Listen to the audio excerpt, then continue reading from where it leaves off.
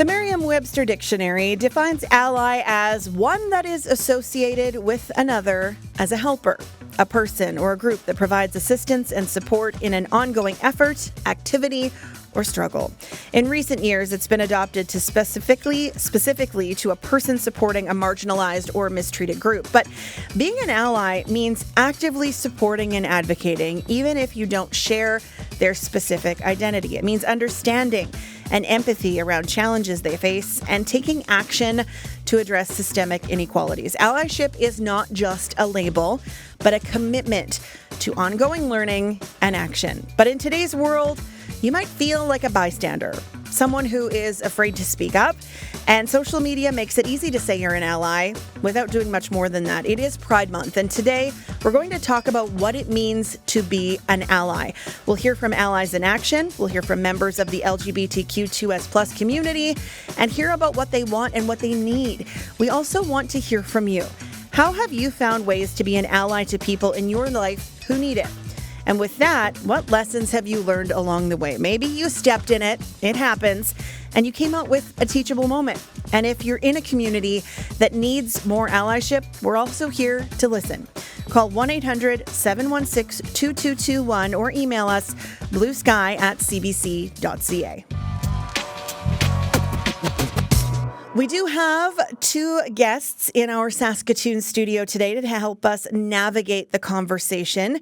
Nico Alexander is a mental health counselor who works with both independently and with their collective. He also runs a group called Lost Boys of Saskatchewan for trans men and transmasc people seeking community, connection, and support. Nico, welcome to Blue Sky. Good morning. And Tyler Babby is wearing two hats today. Tyler runs a social media agency called T-Squared Social. He also runs Social Made Local, which is a community-focused apparel brand. Tyler, welcome to Blue Sky. Thanks for having me. Okay, it is Pride Month, and with Pride Month comes a lot of rainbows, both in Regina and Saskatoon. There were parades this month. I want to talk about visibility to start off.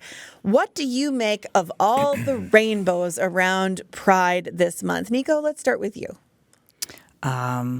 It's great to be visible. I'm glad that there are so many people that feel comfortable being visible during this time. As you know, that we're in a complicated time politically, both here in Canada and internationally.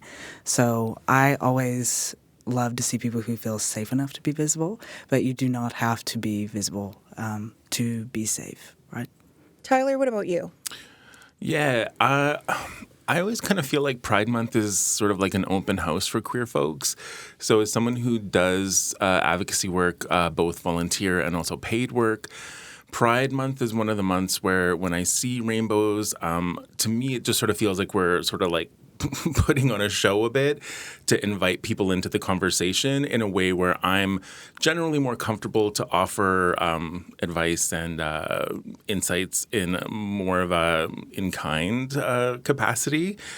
So seeing rainbows to me is just sort of like, it's just a visual representation of the fact that most queer folks are pretty committed to giving their time, however that looks, to helping people understand queer people's how we are, how you can support us, how you can get involved, how you can come out and have fun with queer folks, all those things. So to me, it's just kind of like a really informative open house party to me with all these rainbows everywhere. Tyler, what about the rest of the year, though? Because I mean, it's only life exists beyond June. June is only 30 days. Yeah, so I guess maybe to build on what I said there, June to me would be the month where I'm specifically committed to, personally committed to giving myself to the community in a way that's a little different than the rest of the year. The rest of the year, I would be doing it in maybe more of a paid capacity or maybe more in a thoughtful capacity or in a capacity where I'm recognizing the emotional labor that it takes to put into doing advocacy work. And so maybe there's, I feel like if you ask most queer people by the end of June if they're tired, they're usually pretty tired. Mm-hmm. And maybe that's because they're going out to parties. Maybe that's because they're volunteering. Maybe that's because they're at drag shows. Maybe that's because they are a drag queen or king. I just think June gives us that opportunity to really focus our efforts whether that's through advocacy, politically, or not.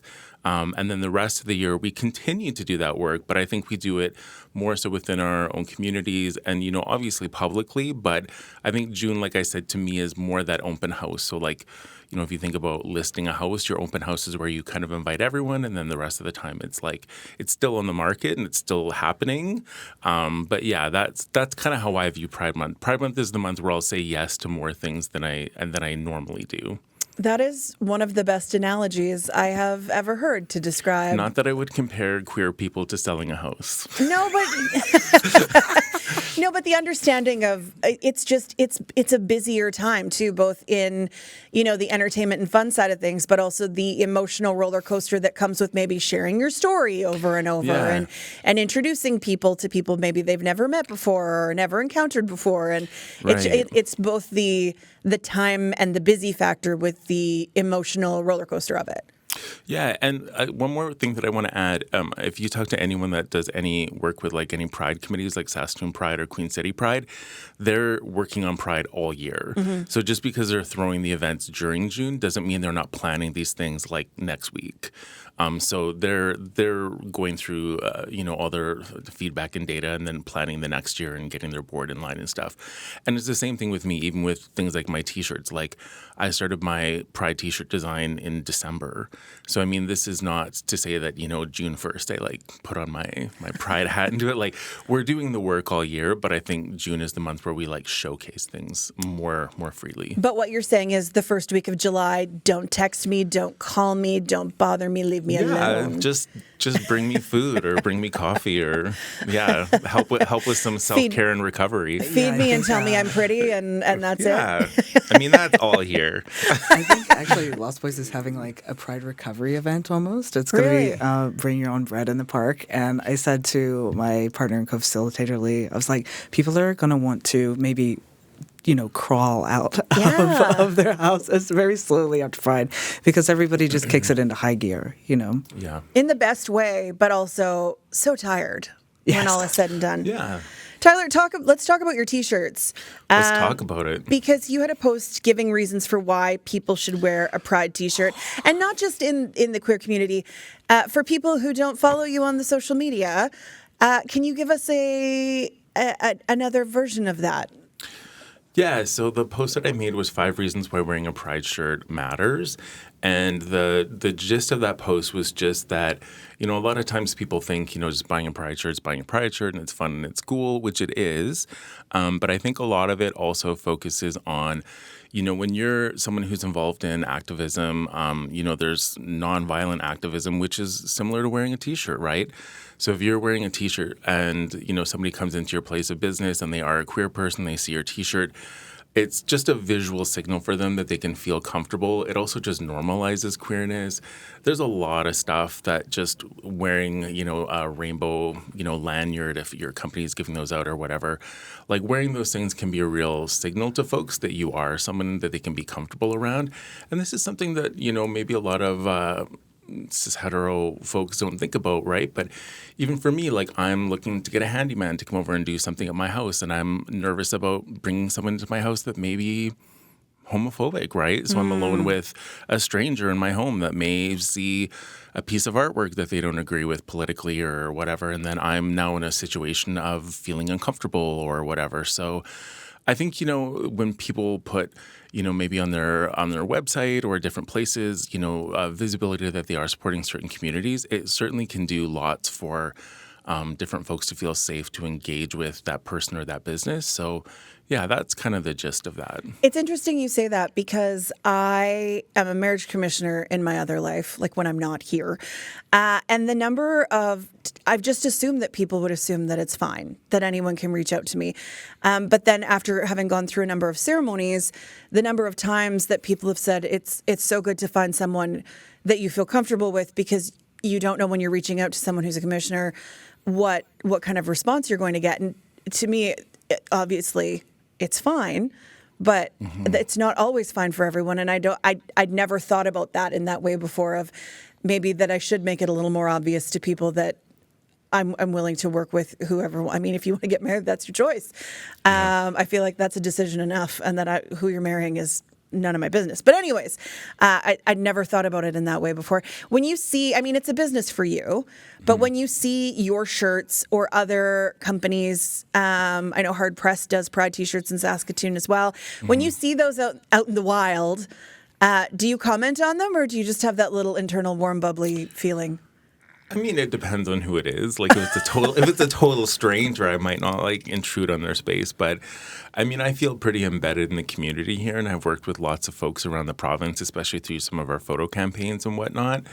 So, I mean, I feel like a lot of times when I see somebody wearing one of my shirts, I probably know who they are. So, yeah, I'll give them a high five or get a selfie. Give them a high five. How old am I? Hey, you know what? If a high five is what makes you happy, Tyler, you high five everybody. You do work with a lot of other businesses, though. Yeah. How have you seen support from the corporate world change and ebb and flow over the years with the political climate? Oh, gosh, that's a big question. Listen, so in the last year with things kind of moving around politically, especially like in the U.S. with some of the DEI programs getting peeled back, I mean, this year you saw like hundreds of thousands of dollars being removed from support from different pride organizations around the year, which on a side note, a lot of folks don't really like the corporate involvement. So I don't know what everyone thinks about people losing money when they weren't really pro having those corporate sponsors. That's a whole other probably radio show. But yeah, I think generally speaking, and you kind of touched on this on the intro, I think what is the bigger concern for businesses is that there's maybe a higher volatility for being involved.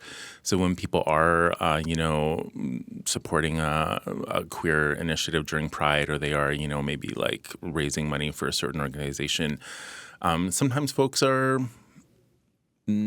not always forgiving about how people are doing that, right?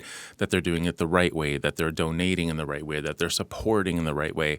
And there is just like I think a heightened sense of people being a little bit more sensitive to how people support people publicly. And I think for a business that maybe has no queer ownership, no real queer leadership in their organization, it may just be a lower priority and a higher risk, right? And business, when we're talking about business, we're also talking about profitability and risk management.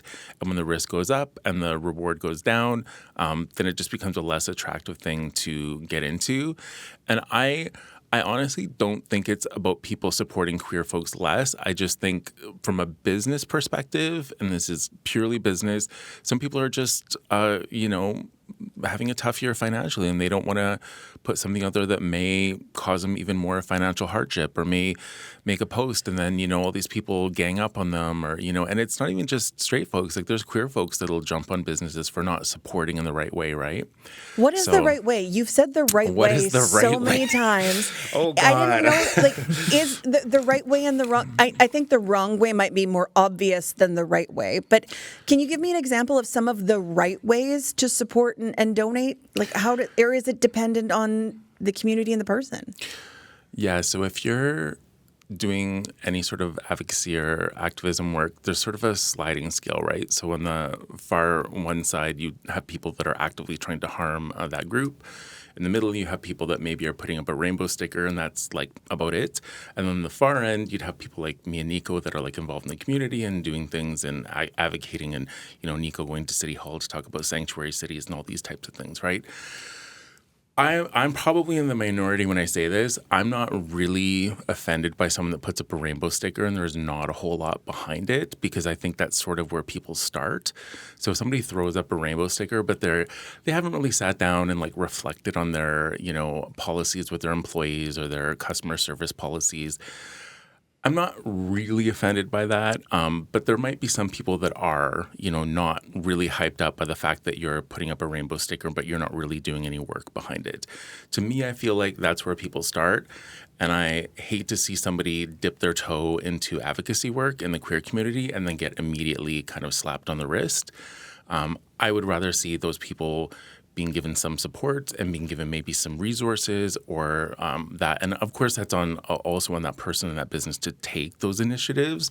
So the right way to do it would be to sit down and reflect on how you as a person or you as a business can do some advocacy work, whether that means, taking like a Queer 101 course over at like Out Saskatoon, or doing anything where you are looking at, how are your employment policies, worded in a way that are inclusive to queer folks, how are customers that are coming in. I think the other thing too is it's I guess the wrong way to do it would be a misalignment, right? If you have a rainbow sticker on the door and somebody comes in and gets continually misgendered and then joked about their gender or whatever, to me, maybe like take the sticker down, because like that sticker does have some importance to queer folks, right? So it does indicate to people that when I walk into this space, I should feel safe, right? So if you walk in and you don't feel safe, and that goes for online spaces as well, right? Like whether that's, people supporting things online, but then maybe some of their posts or some of their content doesn't really align with, queer folks and queer rights. So I think the right way would be that you have some thought behind it, but I also will caveat that by saying I think a lot of people start by sharing that post or putting up that sticker, and then they start to do the work, right? So I think people that aren't, where people like me and Nico are, shouldn't really be put down.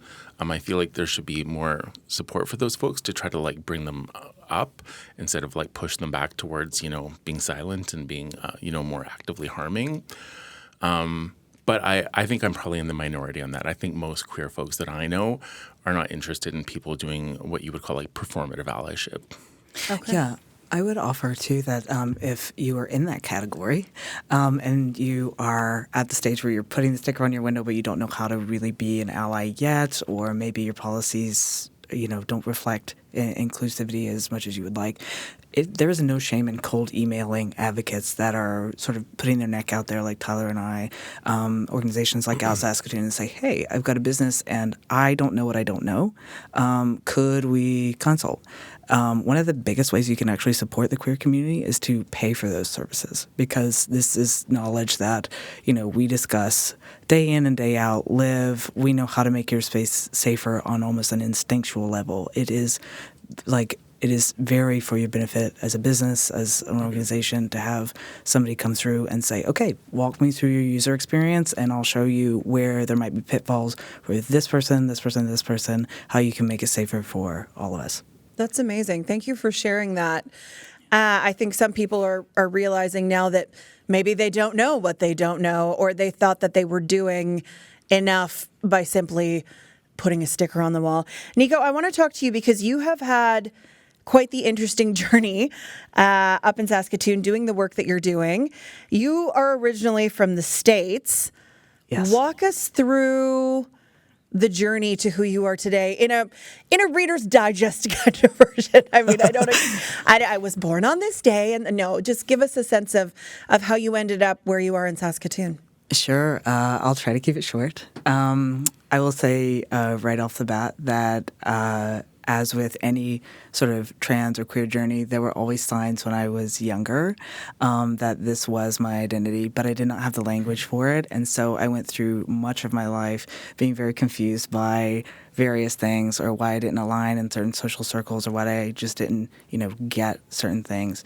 It did not come together for me until about 5 years ago, right, during the pandemic, where I realized, like, wait, what is all this?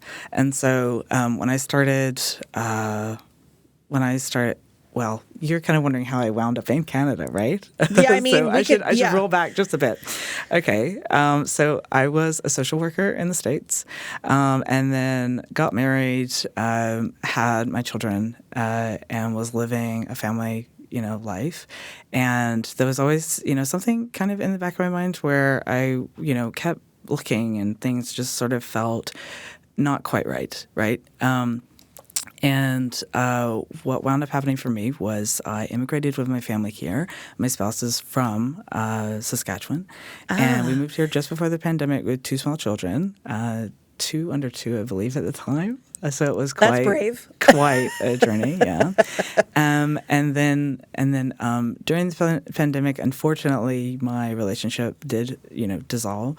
But we have a good co-parenting relationship now, and both of the kids kind of get the best of both worlds, which is that they, get sort of dad in the city, and then they get me out in the country, and we just kind of have a really expansive view of, family, identity, and what that looks like. So,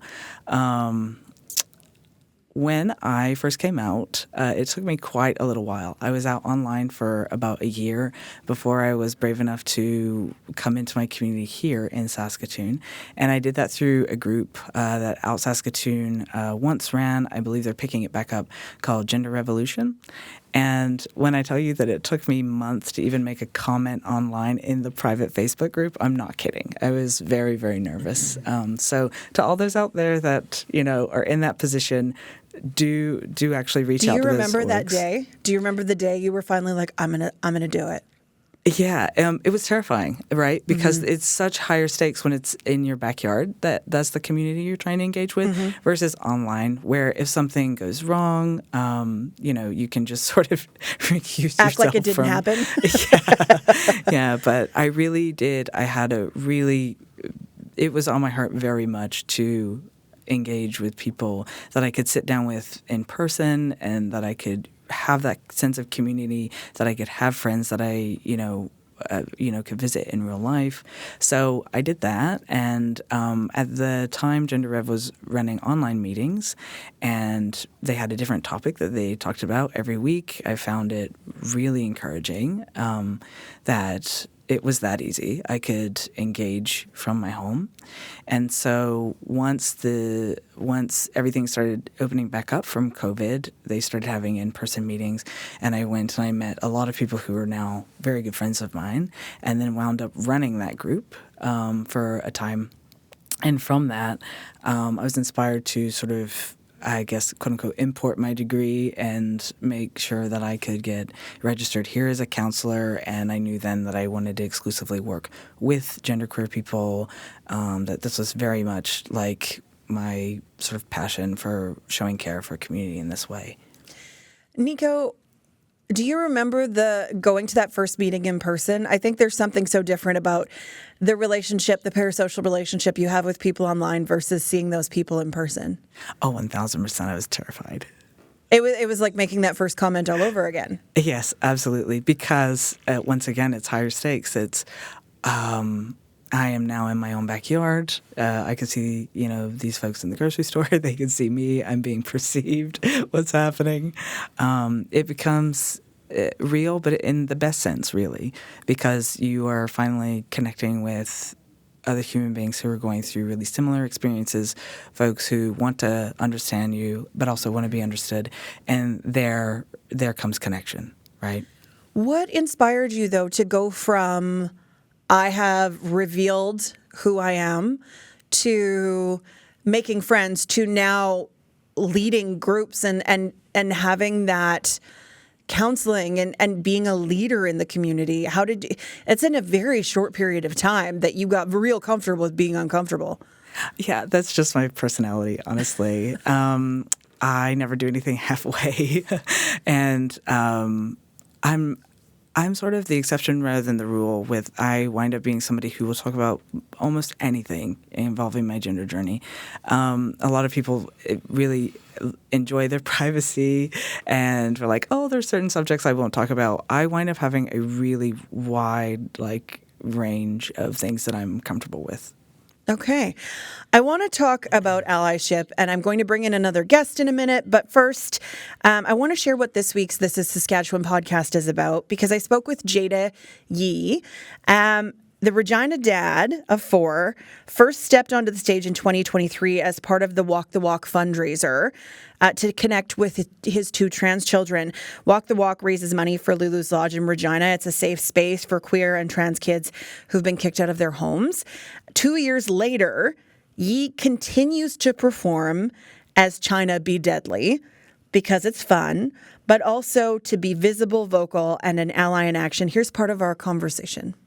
My kids are amazing. My kids, I say that my kids saved my life. Back when I was a young adult, I was a high school dropout. I was, really just kind of floating around life, not knowing where to go.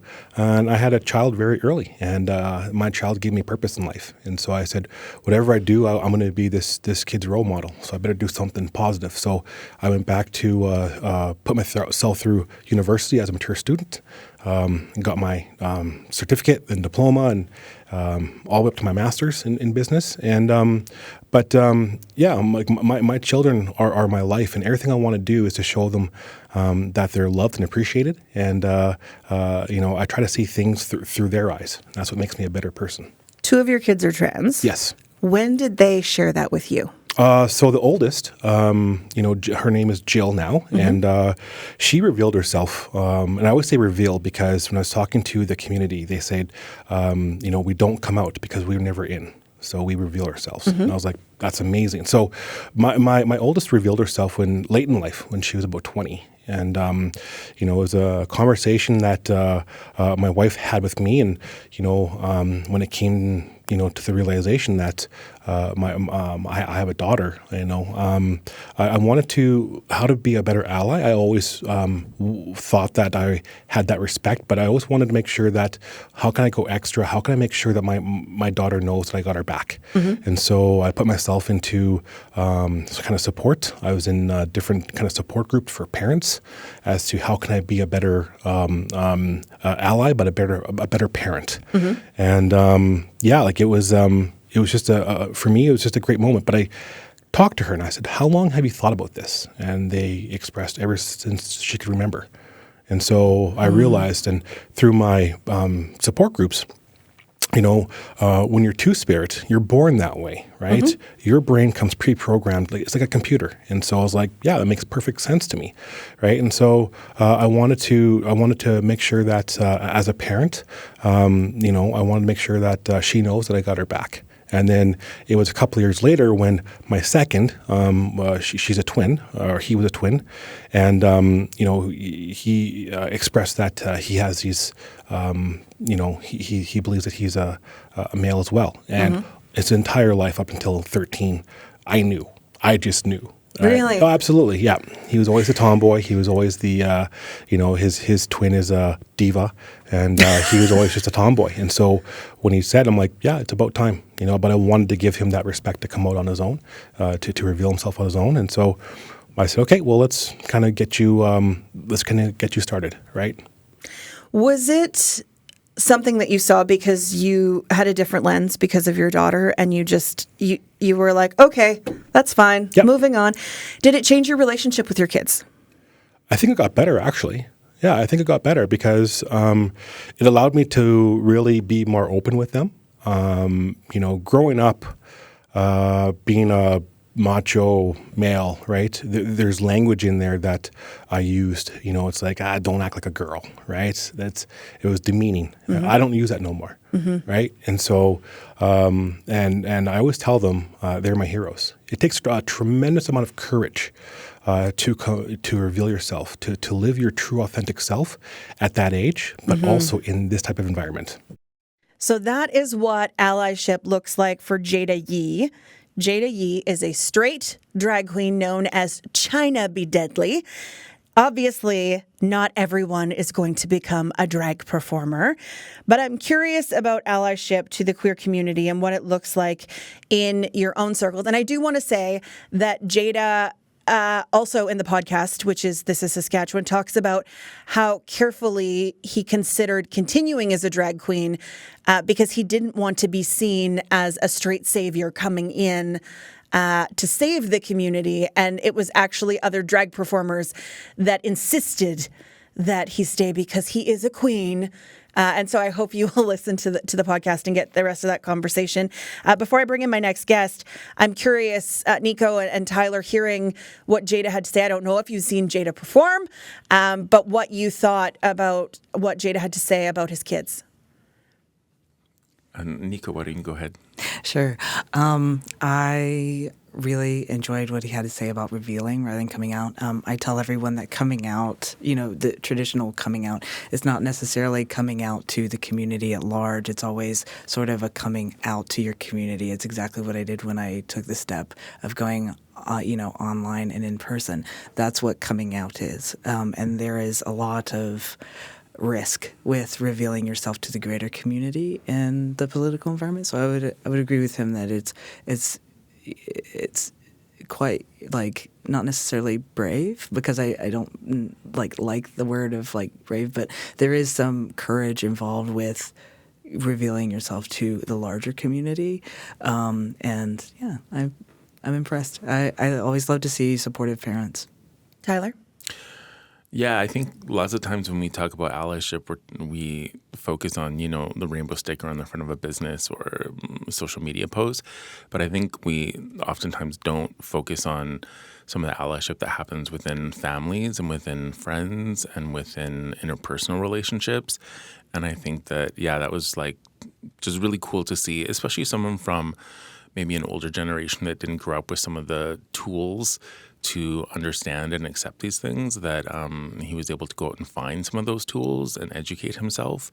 Because I think there are a lot of folks that, just even interpersonally, right? Like with friends and family, just being supportive to friends and family, just on a one-to-one level, in a group level, in a family setting, those things are really huge, right? And I think when we think about advocacy, like I said, it's oftentimes, the big stuff, but we don't oftentimes think about some of the interpersonal relationships that are being cultivated and how that's being, pushed forward. Okay. I want to bring in another guest. Cass Weiner is with a relatively new group. It's called Indigenous Teachers for Two-Spirit Youth, or ITSY. They're a network of Indigenous, queer, and allied educators in Saskatchewan that are dedicated to empowering Indigenous queer youth in educational settings. Excuse me, Cass, welcome to Blue Sky. Hi, thank you for having me. You've been listening in so far. What stands out to you? Well, there's a lot that I actually agree with, especially hearing everybody.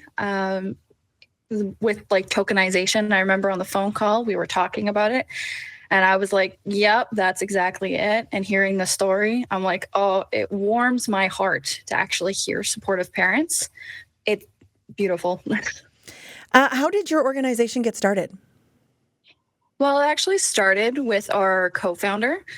They are Two-Spirit, and they are amazing. Their name is Tansy. And they were doing a project in university, because we are all education majors. And they realized that there wasn't enough for Indigenous queer youth or Two-Spirit youth. So they decided, I'm going to make it. And I complimented them, on their emblem, or our Logo. Thank you, words. And they were like, would you want to join? And I went, what is it about? They told me, and I went, I'm in. And it started. So tell me, what kind of work are you doing? Well, we focus heavily on the education system because we are all teachers. So we give support in any way they need, whether that's resources that have Indigenous queer authors or illustrations. We also go into schools and present at the STF or the Represent Ed. They allow us to come in and teach teachers on how we can be a little more inclusive of Indigenous queer youth, as well as some more statistics. I don't have them all memorized, but it was important to inform them as well. Why is it important to you personally to be involved in something like this? Personally, I've had a lot of struggles throughout schools. I'm pretty recent out of high school and everything. I just graduated university about a year ago. But going through each different schools, I tell everybody, I've been to 11 different schools, and each one never felt supported because it didn't feel supported at any point. So I wanted to be that person, first being a teacher and then moving into this to help teachers who are nervous and don't know how to start that conversation or even support. How do you broach those conversations? Because I can imagine, particularly with some of the older generation, it's not comfortable to come in and say, you're doing this wrong.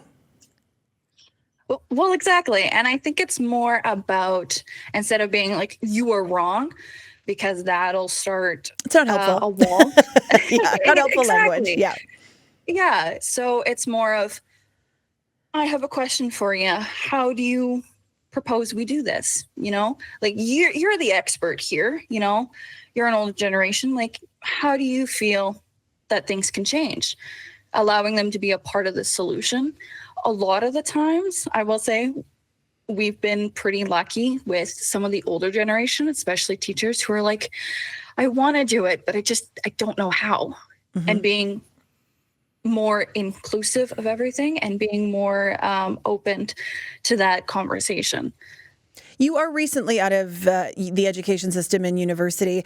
Did they touch on this as they're teaching you to become a teacher? Are these conversations that are being had about the next generation of educators?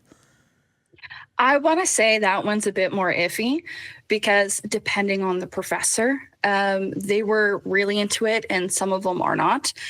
But I would say it's more generalized that we just don't talk about it because those conversations are scary. In one of my classes, an anti-oppressive, anti-racist education, we had more of those conversations because everybody just kind of knew. Mm-hmm. I wish it kind of trickled into all of our other topics, but unfortunately, it just wasn't there. What does allyship look like in the education system now? Right now, I feel as though a lot more people are open to it. I would feel as though I'm a little confident saying it's a bit more tokenization, especially with Indigiqueer and Indigenous peoples. It feels that way. There are many schools and many teachers and many principals who are pushing that agenda and actually not letting it be tokenized. But right now, I think there's a little bit more tokenization than there is help. But I believe we're growing to a better place. What do you mean by that? What pushes something beyond tokenization to actually being implemented? Well, I think it's one of those things where, yes, the sticker is very helpful and it's amazing. But if that's the only thing you're doing for the next 4 years, I think it's time to reflect on yourself. Because you can say, I am supportive, and that's amazing. But if you're not, especially in the classrooms, not really addressing it in some capacity, like, hey, here's a rainbow sticker, here's what it means. Even that's better than just having it behind you. So having a painted rainbow sidewalk isn't helpful if you're not actually talking about why it's there. Exactly. Okay. Tell me about the resources that you are offering to teachers, books that can be in the classrooms. What are some of the things, if people are listening, that maybe they can ask for or look into? I don't want to suggest that teachers need to spend more of their own money, but what are some of the resources that may not cost them anything or that they can find from an organization like yours? Well, because we are relatively new and there's very little on Two-Spirit and Indigiqueer, we give kind of posters and informations that they can have, whether that's on their classroom walls, as well as websites that will help them, whether it's downloading an ebook or having those teacher resources. I don't know if you heard about Twinkle and all that kind of stuff. We do give out those and we're like, hey, here's a website you can go to that is pretty free. Here are some things you can also focus on. Or it's just one of those things like, keep in mind that if you're doing this, maybe put your own touch into it. Be like, we're going to also add in this. Mm-hmm. So those are the resources we have at the moment. So next steps, if there's people listening in, teachers assistants, principals, whoever who has influence, or even just like a board member, where do they find out more information about you or next steps? Well, we actually have a Facebook if you want to go on to Etsy. And a lot of the times we do go into schools to do PDs as well. That is what we are working towards. So if they have or want or need to come to our Facebook, at ITSY. You can put in ITSY or Indigenous Teachers for Two-Spirit Youth. We do have a link tree where there's more stuff there, whether it's to email us or to get our newsletters that have even more support and information for people. All right. Thank you so much, Cass, for giving us some of your time today. Thank you. Thank you for having me. This is beautiful. You're welcome. Cass Weiner, member of the Indigenous Teachers for Two-Spirit Youth, or ITSY. My guests today are Tyler Babby and Nico Alexander, advocates in Saskatoon. I'm wondering, growing up, having something like ITSY, having more allies in school, how different would your education experience would have been just in elementary school, Nico? Oh gosh. I know we can't go back in time and we can't change it. But you certainly can change where things are going. So I'm curious what difference it would have made for you growing up knowing that there was something like that in your elementary school.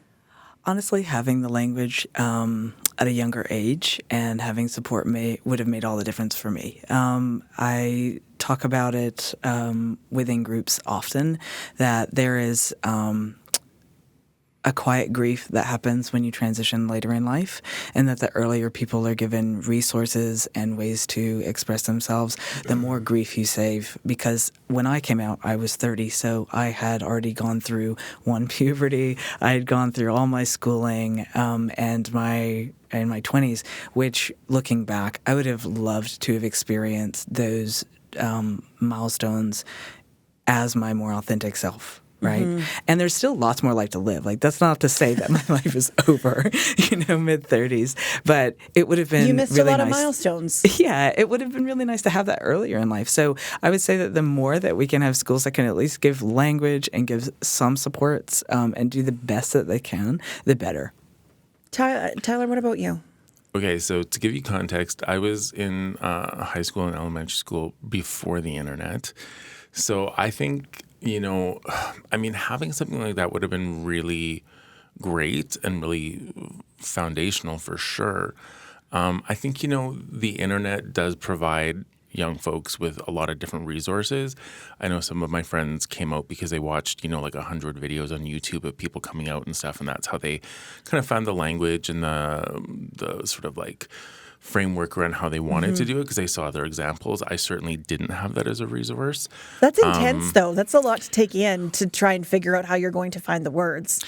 Yeah, I think that's just visibility, though, right? And that's just people having access to other people's experiences. So that's why a lot of my work, I think, has focused around social media and ethical and responsible use of social media, because I feel like for queer folks, it is a really incredible resource, especially somewhere a little more isolated like Saskatchewan, where, we're not Toronto, we're not Vancouver, we're not, a big center.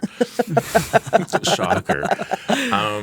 But I think one of the things I was thinking about this, as the other speakers were talking a little bit, I think one of the things that I hope for the future is that, when we talk about, this type of support in the schools, I feel like a lot of times it's focused at queer folks, right? So it's like, let's find the queer people and, support them and put them in a group and do this and that.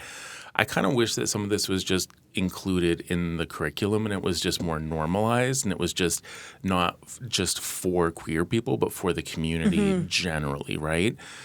Because I think, it's one thing to empower queer folks, but it's another thing to also empower allies to have that language as well and understand, right? So that would be my thought. Okay, we could obviously talk about this for hours, but unfortunately we're getting closer to the end of the show, and I want to talk about resources.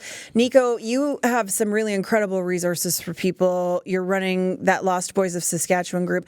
Tell me about resources. Okay. It depends on age group, right? So I would recommend the counseling collective that I work for, their collective. We take genderqueer folks for mental health counseling. And honestly, if someone who runs a business or has an organization were to approach me individually through their collective, I would absolutely answer questions and, lend my hand for some kind of consult.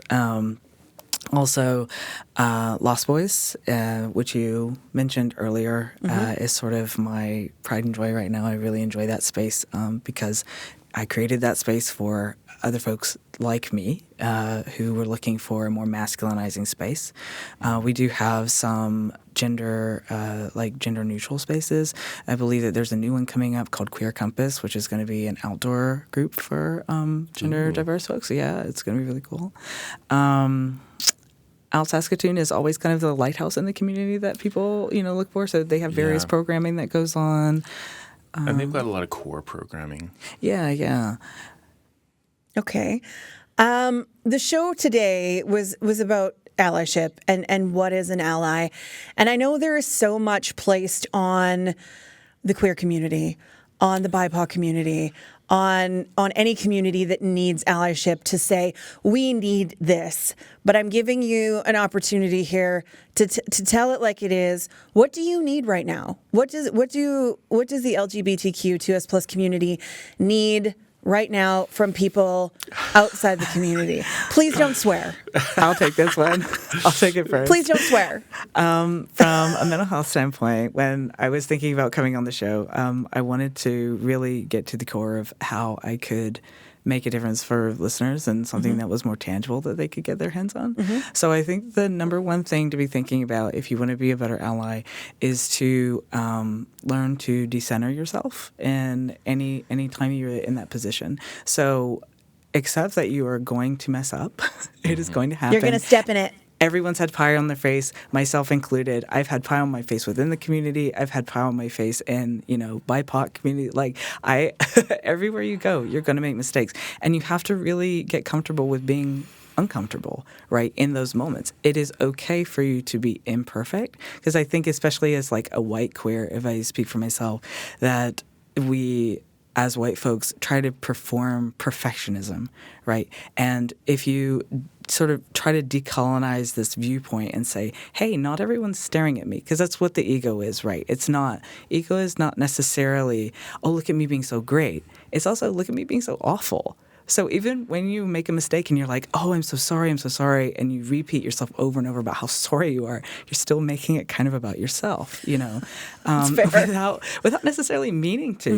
You are. Well, you're embarrassed, right? Yeah, you're embarrassed. So in those moments, I would offer that instead of apologizing profusely and being like, I'll never do this again, I'm so sorry, just say, sorry, I'll do better, and then move right on with the conversation.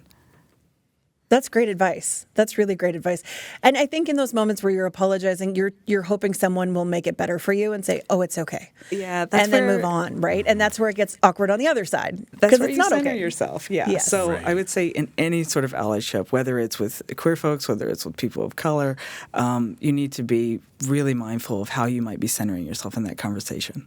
This has been really helpful and really wonderful. And I hope that you guys are leaving this conversation feeling good about the things we talked about today. Here's an opportunity for you to quickly plug your websites or resources for people who might be looking for the things you're talking about today. Tyler, if you want to go first. Sure. So I own two businesses, T Squared Social media agency. You can find it at tsquaredsocial.ca or on Instagram, Facebook, LinkedIn. If you're looking for pride shirts or anything to do with apparel, my company is called Social Made Local, and you can find that on Instagram as well, socialmadelocal.ca. Nico? Cool. If you are looking to work with me as an individual counselor or join one of the groups that I run, you can find me at their collective, Nico at theircollective.ca. If you would like to join Lost Boys, we are on Instagram at handle Lost Boys of SK. Thank you for drawing out the @ symbol. People on the radio can't see that, but I certainly did. I have so appreciated your perspective and your time and your experience today. I hope you enjoyed the last couple days of Pride and then have a long, lovely nap when you get into July. Thank you. Thank you so much for having us. Thank you so much. That is Tyler Baby, business owner. He told you about the businesses. Nico Alexander, a mental health counselor in Saskatoon.